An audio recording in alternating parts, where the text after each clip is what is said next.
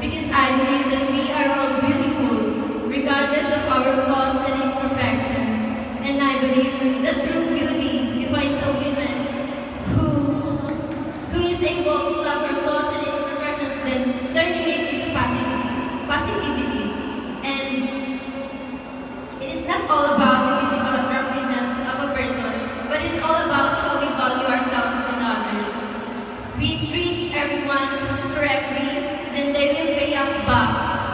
A kind gesture. And that is how I treat myself as a beautiful